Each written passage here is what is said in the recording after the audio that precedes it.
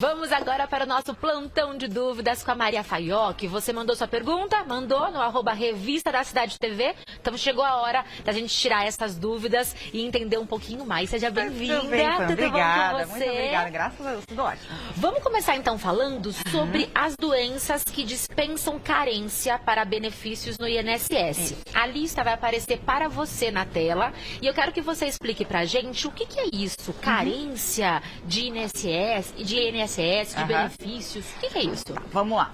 O que acontece? Existe uma lista de doenças que são isentas de carência. O que é carência? É um tempo mínimo de contribuição que você precisa ter para dar direito ao benefício. Qual é esse tempo mínimo? 12 meses. Eu preciso ter no mínimo pago 12 meses de contribuição, qualidade de segurado, para poder requerer o benefício.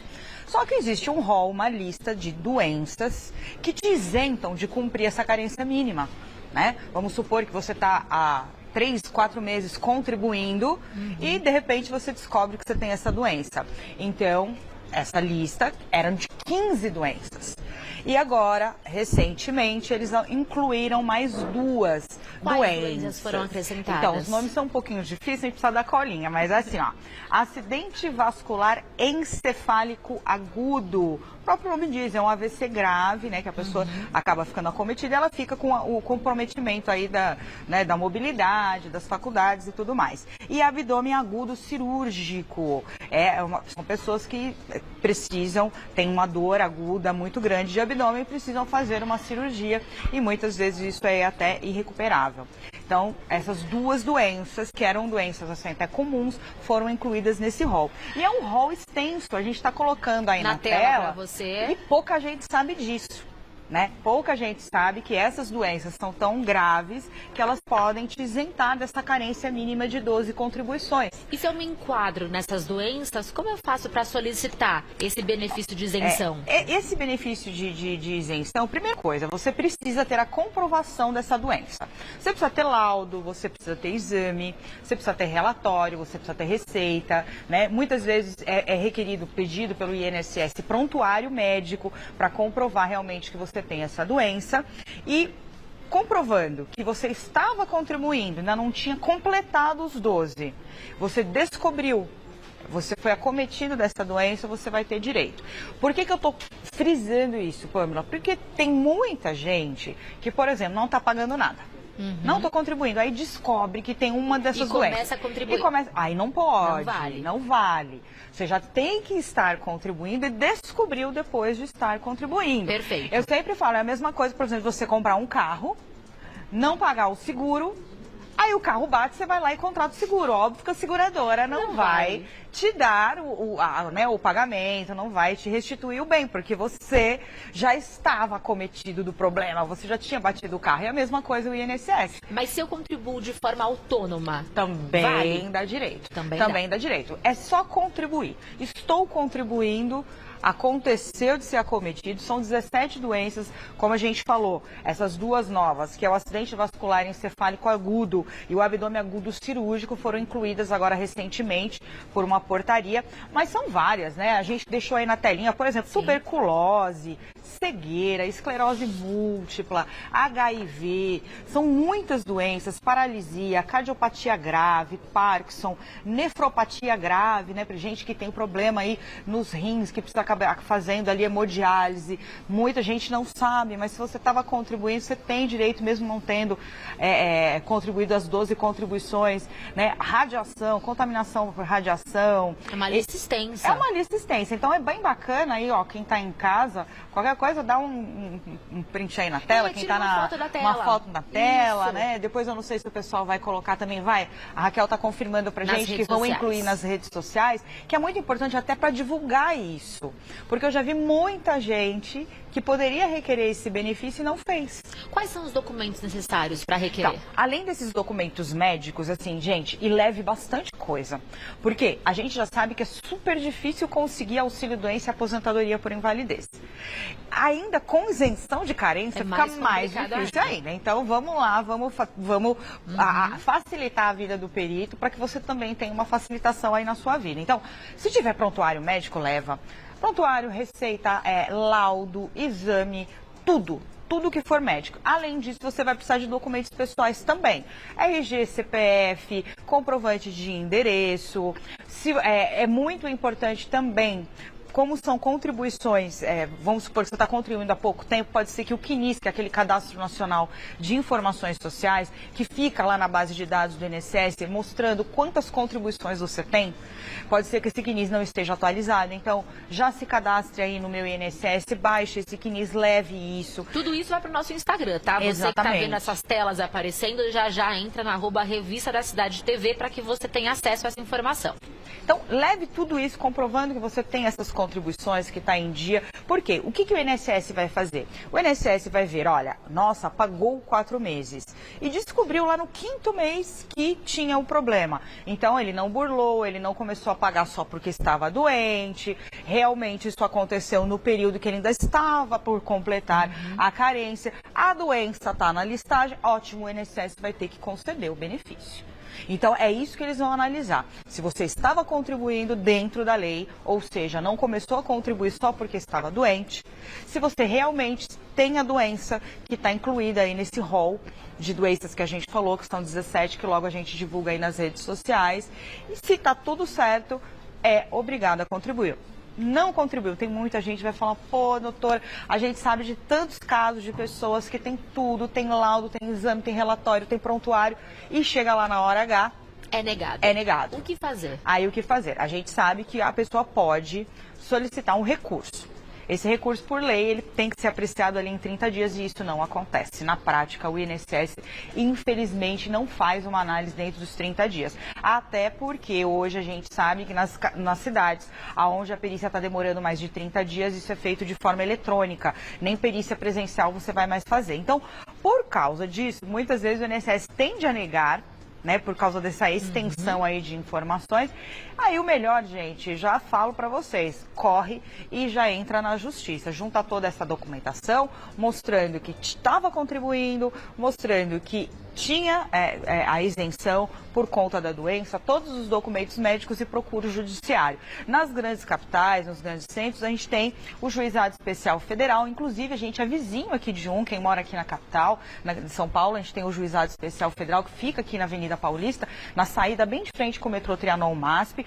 A pessoa pode ir, se for uma causa de baixa complexidade, né, que não demande ali o auxílio de um advogado. Agora, casos assim, a gente sempre recomenda que a pessoa consulte um advogado antes, porque a gente sabe que depois isso é para o resto da vida, né? Se a pessoa para aposentar, então que faça direitinho. Então, baixa complexidade, Juizado Especial Federal. Tem mais dificuldade, viu que enfrentou dificuldade, procura um advogado especialista para entrar com a ação. Ficou alguma dúvida? @Revista da Cidade TV, porque agora vai começar o nosso plantão de dúvidas. E a primeira pergunta é da Rede Souza. Ela diz o seguinte: quando se paga o INSS com baixa renda, caso for preciso dar entrada em algum auxílio ou até mesmo aposentadoria, é necessário fazer algum complemento? Não. Na verdade, assim, o que é contribuição de baixa renda? Algumas pessoas que têm renda familiar de até 3 salários mínimos pode se cadastrar no CRAS, né, naquele Centro de Referência da Assistência Social, ali da sua região, vai ser cadastrado no CAD Único, que é o Cadastro Nacional lá de Informações, né, Sociais, e essa pessoa tem o direito de recolher o INSS como pessoa de baixa renda, pagando apenas 5% do salário mínimo. Existem algumas regras básicas. Periodicamente, essa pessoa precisa comparecer e continuar comprovando que ela continua sendo de baixa renda. Porque se a situação muda, ela também tem que mudar a sua contribuição. Então, se ela fez a inscrição, comprovou que é de baixa renda, periodicamente vai até lá, demonstra que continua sendo uma pessoa de baixa renda, não precisa complementar nada. Aí é só juntar a documentação, como qualquer outro trabalhador normal, quem contribui acima, né, não sendo baixa renda, um autônomo normal ou uma pessoa que tem carteira registrada, e vai ter direito aos benefícios da mesma forma. A Andréia, ela tem 45 anos, ela nunca trabalhou registrado porque ela tem artrite desde os 13 anos. E ela tem próteses no quadril. Aí ela diz que ela não conseguiu trabalhar por essa razão. Como é que ela faz para dar entrada na aposentadoria? É possível? Então, aí vai ser, por exemplo, não existe aposentadoria para quem nunca contribuiu, isso é muito importante. A aposentadoria é para quem contribui. Então, você paga o INSS, você tem essa contrapartida da contribuição da aposentadoria. É o mesmo que você explicou com o carro, Exatamente. né? O que existe são benefícios assistenciais para pessoas carentes, pessoas de baixa renda, que não é aposentadoria, é muito importante a gente frisar isso, não dá direito a 13º, não gera uma pensão, então, e é específico para pessoa de baixa renda. Então, a pessoa pode, se ela se enquadrar, até meio salário mínimo de renda por pessoa da família, né? E ela conseguir comprovar tudo isso, ela pode pedir o benefício assistencial à pessoa portadora de deficiência, mas se ela provar uma deficiência, ou se ela tiver 65 anos ou mais, pessoa idosa. Mas não é a aposentadoria. É benefício. Exato. Agora, vamos supor, Pamela, que não, ela não é baixa renda, ela tem, por exemplo, ela tem lá um esposo, uma mãe, algum parente que possa ajudá-la a contribuir.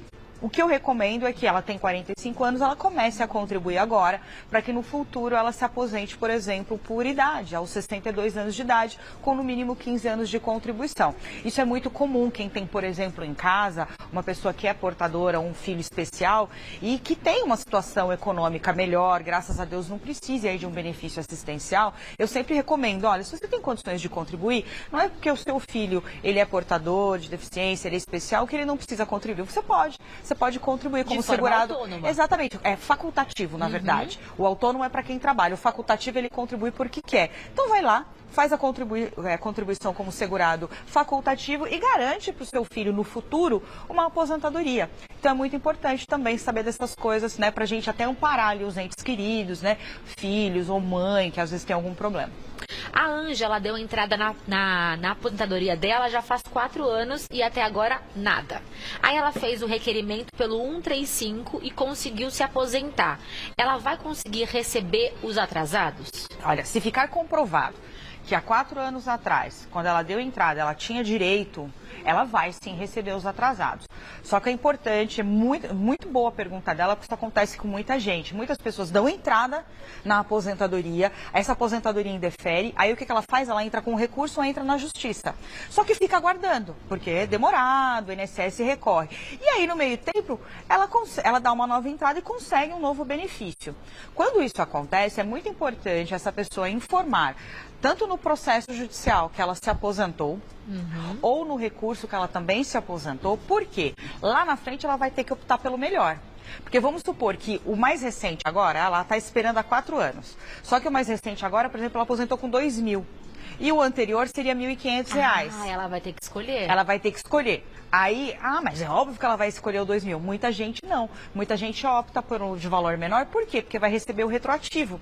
Vai receber uma bolada, como o pessoal fala. Vai receber um atrasado grande, um valor alto. E às vezes compensa para você diminuir, abrir mão do seu benefício para ele diminuir um pouquinho de valor. Mas assim você recebe um atrasado muito matemática, maior. Então, exatamente. Aí por isso que é importante você consultar alguém que entenda para te orientar nesse sentido.